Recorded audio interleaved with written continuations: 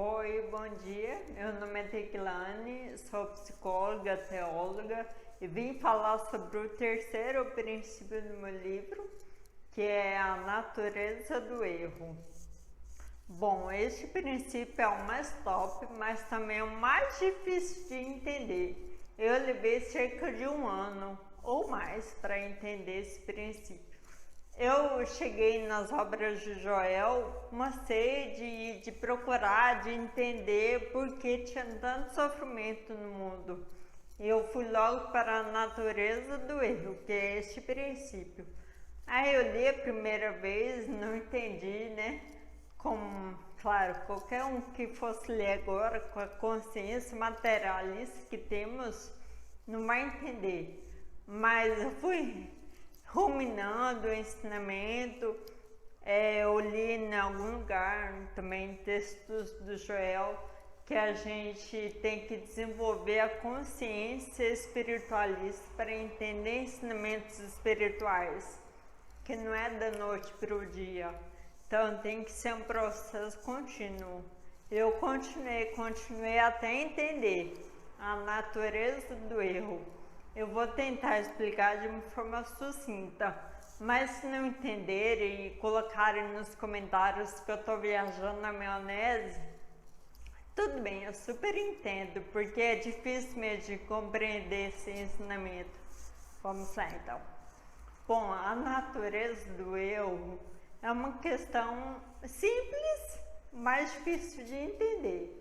Porque vamos voltar ao passado, vamos lembrar lá de Gênesis, o que Jesus falava, o que a gente lê em Gênesis, que no começo Deus e os homens eram um só. Nós somos espirituais, então não existem problemas, limitações, doenças, pobreza, porque somos espirituais. No primeiro capítulo de Gênesis. No segundo, já vem a consciência materialista, a consciência mental, que quando Adão e Eva, eles se dão conta de que estão pelados, nus, e ficam com vergonha de Deus.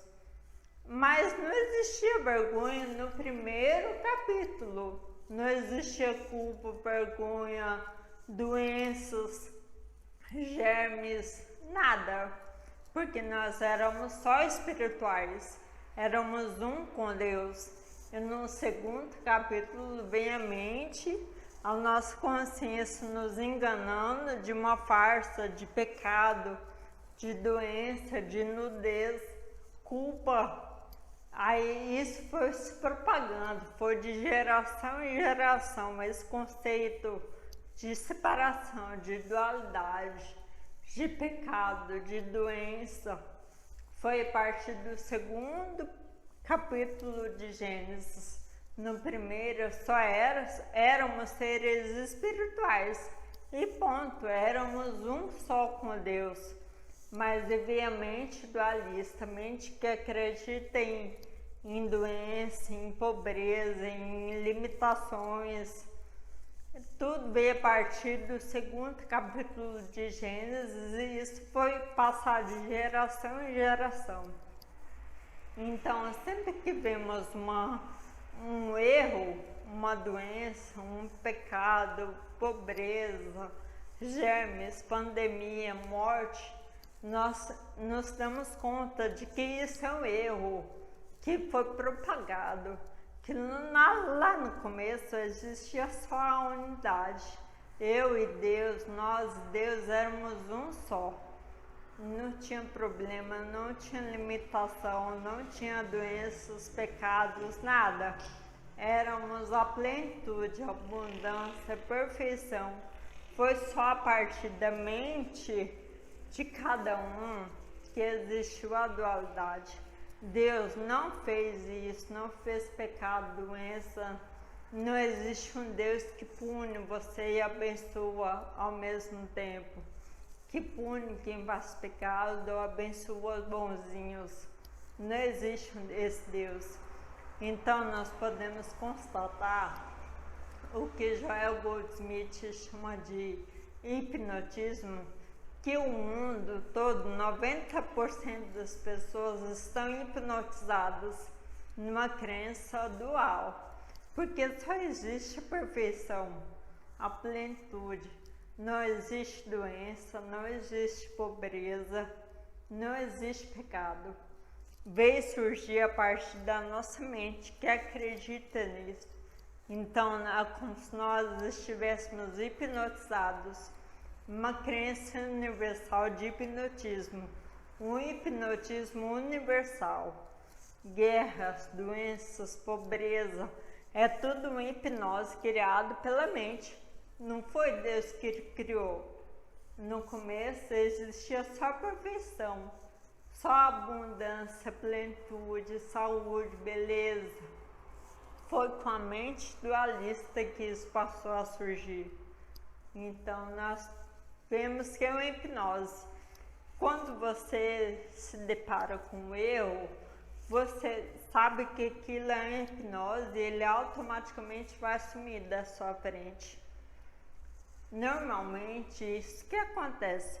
Pode acontecer como que fatores da existência são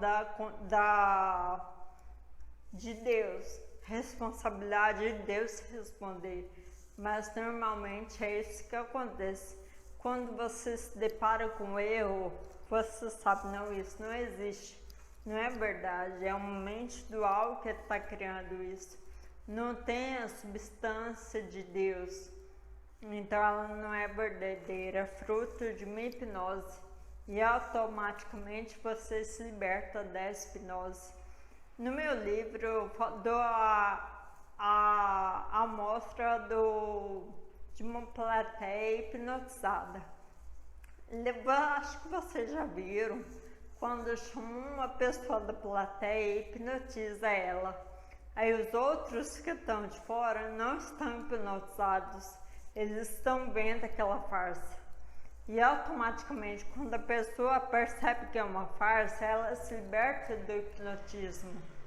Assim acontece com a gente. A gente vê um erro e aparenta ser real, mas você sabe que aquilo é hipnotismo, então você se liberta dele. É isso que eu queria falar. Bom, e é isso, pessoal, nos vemos no próximo vídeo. Esse foi o terceiro princípio, o próximo é o quarto princípio, que é o sofrimento, a origem do sofrimento. Bom, nos vemos semana que vem.